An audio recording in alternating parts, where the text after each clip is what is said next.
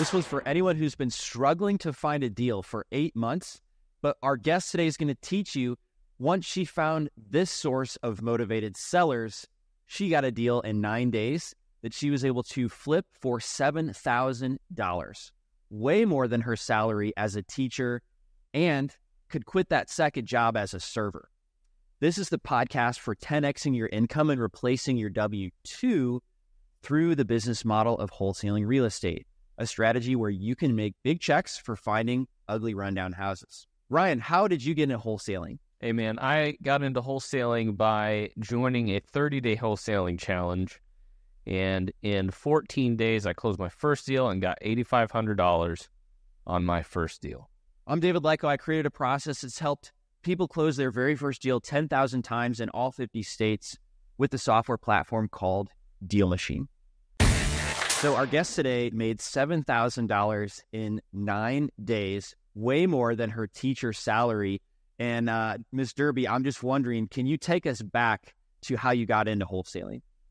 Yes. So I left my job as a teacher. I was actually working full-time as a teacher that taught students with autism all the way up to high school. And that's why they call me Miss Dherby, because of that. So transitioning from being a 9-to-5 worker as a teacher to then transitioning my life into as a real estate investor, they say, right? So I remember watching a ton of YouTube videos from watching Max Maxwell and Tony the Closer, and they were always raving about DealMachine, and finding motivated sellers. And so that's how I found my first deal. 8 months later, after hearing the word wholesaling, I just became obsessed with the concept and found success. Like I said, 8 months later, it was not easy, but with hard work, dedication, and really learning the process, I was able to do that and close my first deal. So, yeah. Got it. So you loved teaching, but it was causing some stress, it sounds like, at home.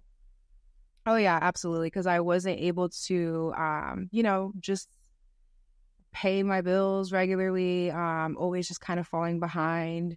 So it caused me to not only have to work as a teacher, but in the evenings, I would literally change into my outfit and work as a server every single evening. And being young, I was able to do that, but I knew that in the long run, how did I want my life to look, right? And I didn't know that real estate would have got me there, but it did. So I'm happy. The amount of time, even as a teacher, it's more than just the hours at school. It's all the prep that you do for the next day as well. So, it's not just a 40-hour punch in, punch out. It's 40-hour plus take home a bunch of work, and you're doing a waitressing job. That's lesson plans, all of that. Yeah, that sounds intense. Is it harder to make lesson plans, or is it harder to find real estate deals? So I love obviously the real estate deals because that's my vibe. But lesson plans are also fun, and I'm still kind of doing that now. So I like it. Which one's harder? Oh, you're doing both. Mm-hmm. Yeah, I'm doing both because I do coaching too with the land stuff. So, now you're teaching how to wholesale land. Oh, perfect. Yeah. That's amazing. There you go. Great combination of your two talents. Exactly. So now I was gonna just throw in there. Now I've transitioned to a lot of people were starting off obviously when listening to Max Maxwell and Tony the Closer and Brett Daniels. They started off wholesaling houses, right? And that's a lot of what people use, DealMachine, PropStream, other tools and stuff like that. But I was able to kind of find my own niche, which was through wholesaling vacant land. So now that's what I'm doing. That was my first deal, was vacant land. And yeah, that's what I'm doing now. And okay, so how did you get that first deal? Walk us through that. And then I've got some questions about the land. Of course. So my first deal, I remember being very, very, very burnt out trying to find deals to close. And I didn't really understand the process. I think that's just ultimately what it was. But essentially, we found a video that Max Maxwell did, and he was talking about, if you want to find motivated sellers, tax deed auctions. And I was like, oh my gosh, tax deed auctions. And it just light bulb. And here in Florida, we're a tax lien and tax deed state. So I knew we had tax deed auctions. I found a few counties that were not too far that had a ton of tax deed auctions coming up, and I reached out to everybody that I could.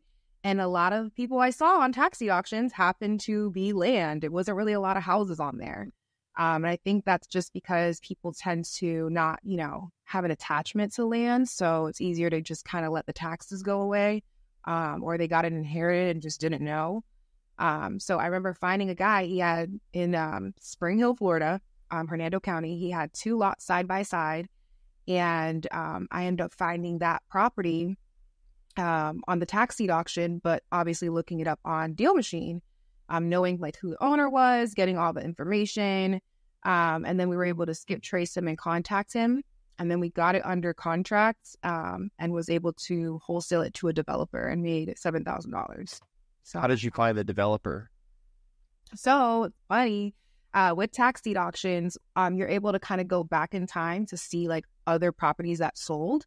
And we went back in time kind of seeing over the last few months what investors were buying from tax deed auctions. We can see the LLC names and everything. So we were able to find a few developers that were buying land, reached out to them and said, hey, I see you're buying on the tax deed auction already. Instead of bidding against other investors, how about I just give you direct access to something I have under contract going to auction? And he was like, absolutely, I want it.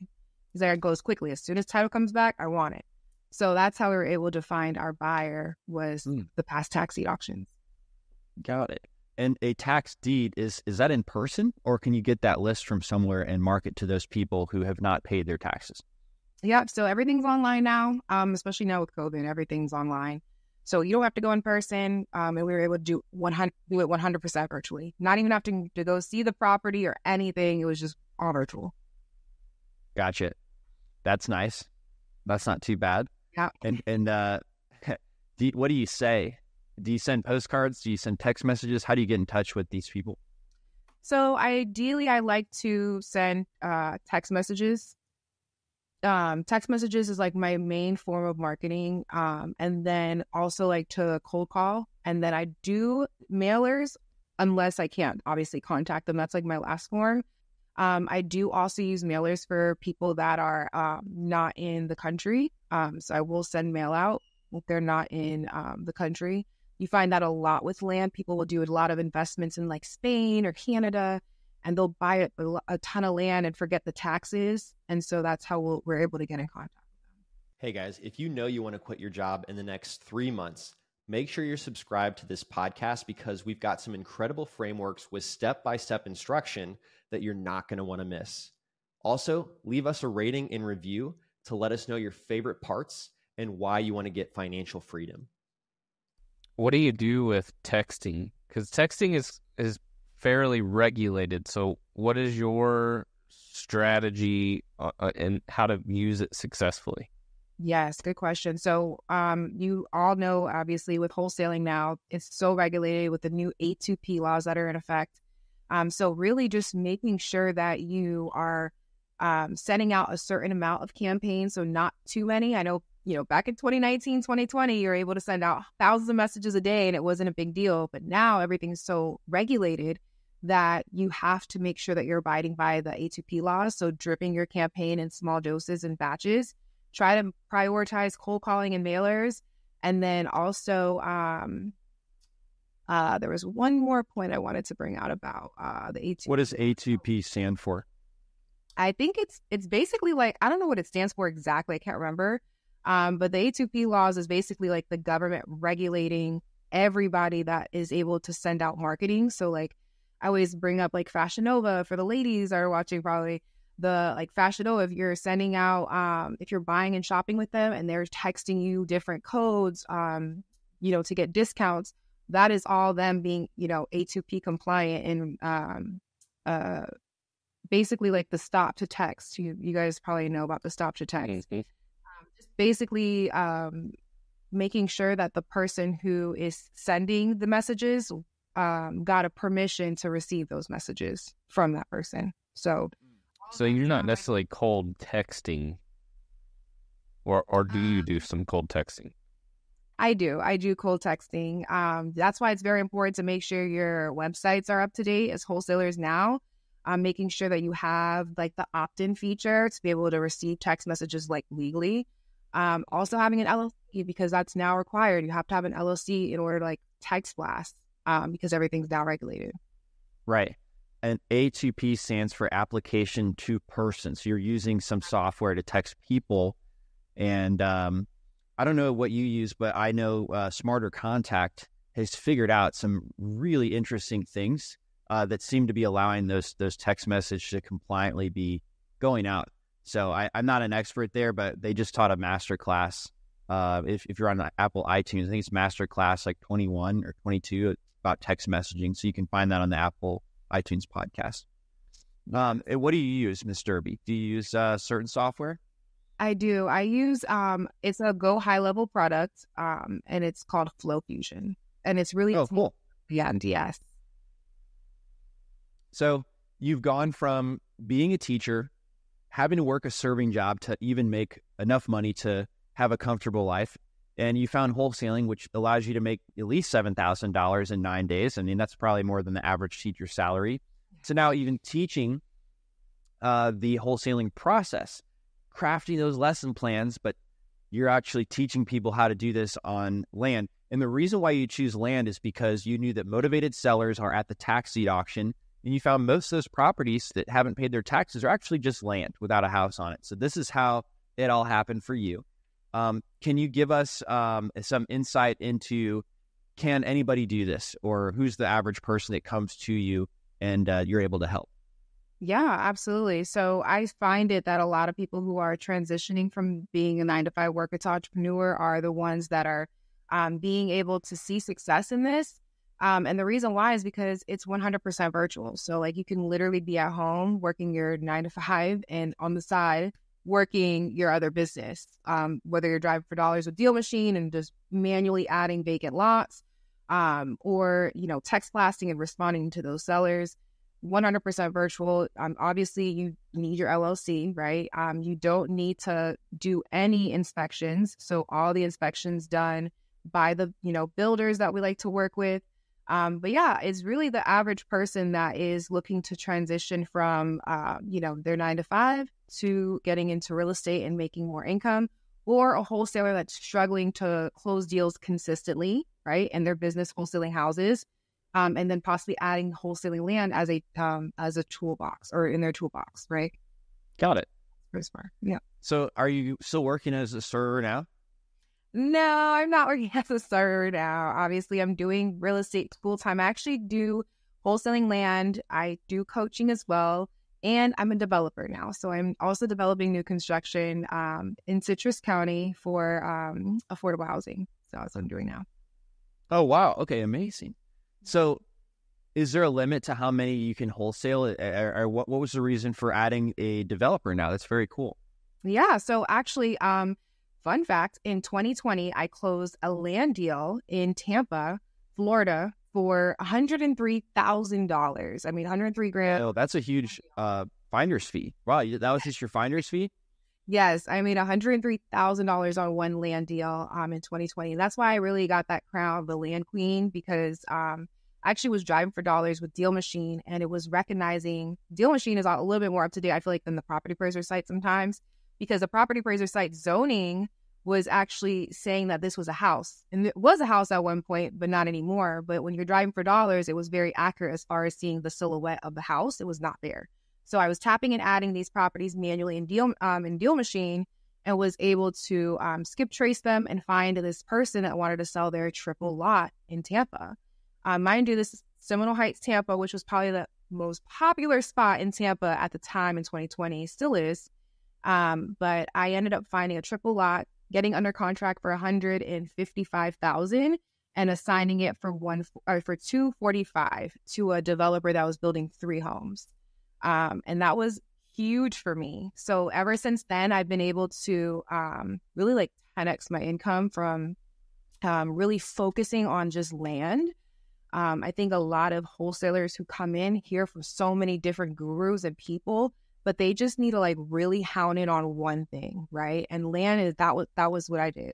Hound in on land and was able to find not only just developers, because that's what a lot of people were doing, but home builders. So like I'll work with D.R. Horton and supply them land for their upcoming projects. I'll work with Adams Homes, Lennar Homes now, and I do this in 23 markets all throughout the state of Florida, now supplying them land. And every month they'll send me an email with a list of lots they need, how much they're paying, and I just go out, find the land, and bring it to them at less than what they're paying. So now that's what I'm doing. Oh, that's crazy. So they tell you how many lots they need or what types of lots that they need? Both. So they'll tell me, for the most part, I work with scattered home builders. So they'll build scattered homes throughout the cities of certain areas. And they'll tell me, hey, we're paying $50,000 or paying $120,000, depending on the area. Okay, so meaning they're not doing a whole development, but they're doing a house here, a house there. Yep. Gotcha. How do you know where to find those types of developers?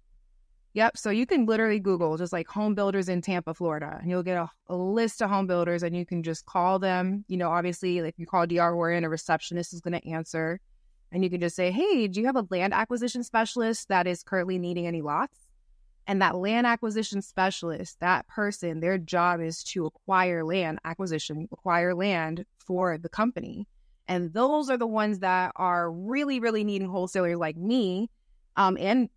I've taught this to thousands of people now. So thousands of my students are now working with home builders all throughout the nation to supply them land. And that's why I even teach what I teach, because there's no way that I can do this on my own. So I'm very helpful as far as helping, other people.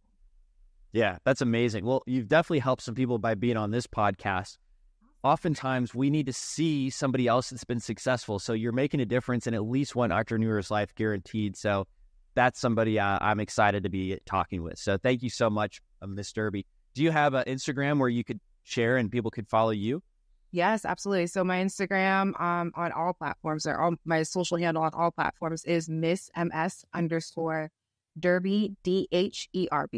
So yeah, follow me. Awesome. Definitely follow Ms. Dherby and check out her podcast as well on wholesaling land. And what's the podcast called? Remind us again. Yes, it's called Landing the Deal Podcast. Mm-hmm. That's a good joke right there in the podcast. Or I should say, what do you call that? A pun? Yes. Yeah. Landing. Love that. That is so creepy. My people.